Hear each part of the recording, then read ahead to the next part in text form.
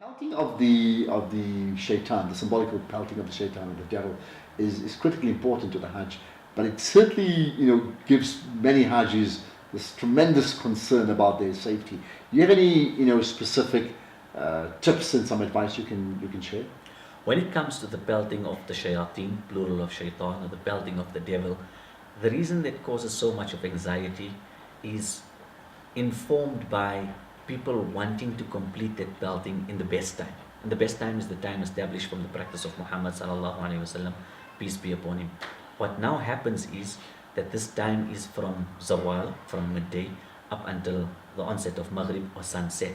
And people want to get done in this time. Though there's an allowance for them to do it anytime from the break of dawn, so from Salatul Fajr, all the way up until the next morning, break of dawn. So within that 24-hour period, if you've pelted for that day, then it's considered as all in order. Nonetheless, everyone wants to go for gold, as I would say, and wants to pelt between midday and sunset. Now, this is informed by the actual practice of the Prophet ﷺ in terms of time. But what actually marked out this as a start time and end time wasn't so much the time of day, but was more informed by what he did, sallallahu alaihi wasallam, peace be upon him, during this time. That we know between the first and second pelting and the second and third pelting, there's some period in which we need to supplicate. His supplication would be the length, the duration of him, sallallahu alaihi wasallam, reciting the entire Surah Baqarah, the second chapter of Quran, as well as the third chapter of Quran, Surah Al Imran. So the chapter of the cow and the chapter of the family of Imran. These together span 3 3/4 juz. That's more than 1/10 of the Quran. Wow. And if one takes into account that this would take the average person approximately 2 hours to recite, that means that each supplication between first and second pelting and second and third pelting would be the duration of more or less 2 hours. 4 hours for the average person, but more than 4 hours in terms of the melodious recitation of the Prophet ﷺ gives us zawal, midday, as a start point and sunset as an end point.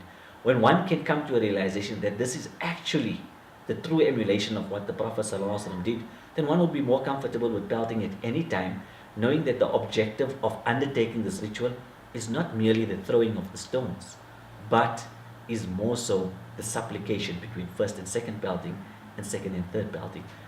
Beyond that would be the idea of choosing a time when one is physically fit and ready to undertake it, when one has a heightened state of consciousness and is well rested, and also on the journey to the actual Jamarat, as well as the return from the Jamarat, to continuously hydrate. What happens many a time is, because for many pilgrims, it's a long distance from where the camp is in Mina to the Jamarat, as well as the return trip, they don't hydrate sufficiently and then become delirious and lose their sense of bearing and fall down. And this causes anxiety in the crowd and people tumble over each other, etc., etc. So those would be two important things. Know that pelting is not only about the actual time, but more around the supplications between first and second and third pelting, and to continuously hydrate on the journey to the Jamarat, as well as the journey returning from the Jamarat to your camp. And do the pilgrims, the Hajjis, actually supplicate to that level in practice now? Yes, they do. It's not possible to supplicate at the actual site of the Jamarat, because you need to make allowance for your fellow brothers and sisters so that they too can complete the ritual.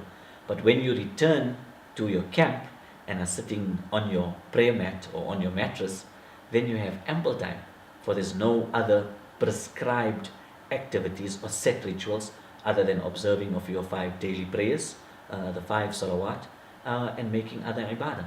So you can truly mimic and emulate what Muhammad ﷺ did by spending your free time in Mina in supplication. Okay, now what about the crush?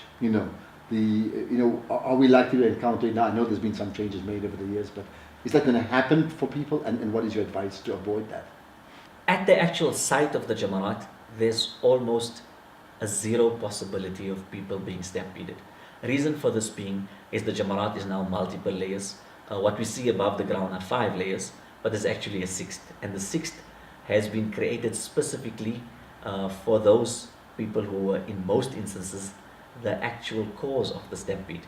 Dignitaries and huge entourages of VVVIP guests where the crowd would be moved or held back so that they could complete their ritual pelting. You now never ever see them because they're in the basement, so it doesn't meet the naked eye. Each of these successive levels is exactly a mirror image of any other level. Um, the way it's been constructed is you could only access a particular level from a particular area of Mina.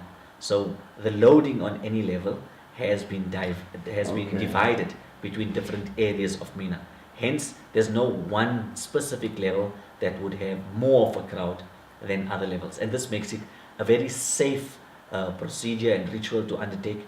Though, in order to facilitate the safety, it means that after completing the pelting, because it's a one way in and a one way out, the journey back to your camp, even though you may enjoy the closest proximity to the Jamarats or the Shayateen, is actually a longer one because you need to double back a long way till you can channel yourself into a road that's one way moving towards your camp. Okay, that's fascinating. What about then the, is there allowance made in terms of the levels you speak about for people who are very aged, or they come with wheelchairs? Is there an allowance for that? Yes, there's an allowance for them on almost every level, coupled with security personnel who man each of the levels, ensuring that the crowd only moves in one direction.